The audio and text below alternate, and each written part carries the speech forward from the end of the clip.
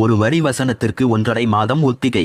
நாகேஷ் நடிப்புக்கு பரிசு கொடுத்த எம்ஜிஆர். தமிழ் சினிமாவில் கலைவாணர் NS கிருஷ்ணனுக்கு பிறகு நகைச்சுவையில் உச்சம் தொட்டவர்கள் சந்திரபாபு மற்றும் நாகேஷ். இதில் சிறுவயதிலேயே நகைச்சுவை உணர்வுடன் இருந்த நாகேஷ் தனது வெகுளியான கேள்விகள் மூலம் பலரை கோபப்படுத்தியும் இருக்கிறார். அதேபோல் சிரிக்கவும் வைத்திருக்கிறார். பள்ளி கல்லூரி படிப்பை முடித்த நாகேஷ் அலுவலகத்தில் பணியாற்றிக் கொண்டே நாடகங்களில் நடிக்க வாய்ப்பு தேடியுள்ளார். அப்போது ஒரு நாள் நாடக ஒத்திகைக்காக லீவு வேண்டும் என்று கேட்டால் மேனேஜர் கொடுக்க மாட்டார் என்பதால் வெளியில் சொல்ல முடியாத காரணங்களால் நாளை ஒரு நாள் லீவு வேண்டும் என்று கடிதம் எழுதியுள்ளார். இந்த கடிதத்தை படித்த அந்த மேனேஜர் நாகேஷை திட்டி லீவ் எல்லாம் தர முடியாது, நாளைக்கு ஆபீஸ் வந்துவிடு என்று கண்டிப்புடன் சொல்லிவிட்டு போய்விட்டார். இதனால் கோபமாக நாகேஷ் நாடக ஒத்திகைக்கு போக முடியாது. ஆனாலும் இந்த மேனேஜரை ஒரு வழி பண்ண வேண்டும் என்று நினைத்து அடுத்த நாள் டவுசர் பணியனுடன் ஆபீஸ் வந்து அமர்ந்துள்ளார்.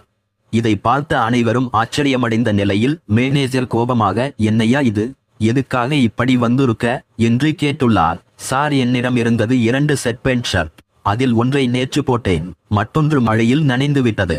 அந்த ட்ரெஸ்ஸை போட்டால் எனக்கு ஜலதோஷம் பிடித்துவிடும்.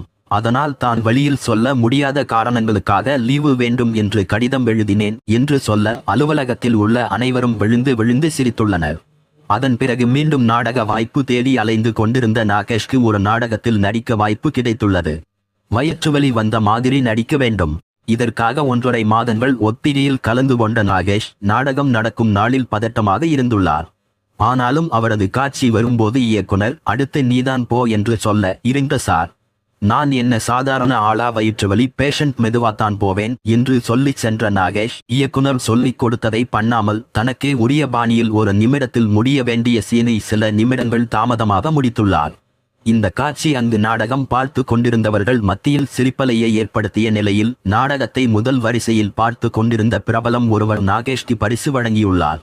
அந்த பிரபலம் திட்டுவார் என்று நினைத்த இயக்குனர் நாகேஷை கட்டிப்பிடித்து பாராட்டியுள்ளார்.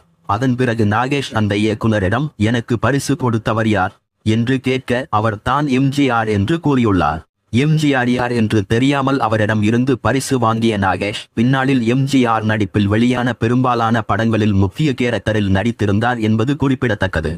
நன்றி. Indian express.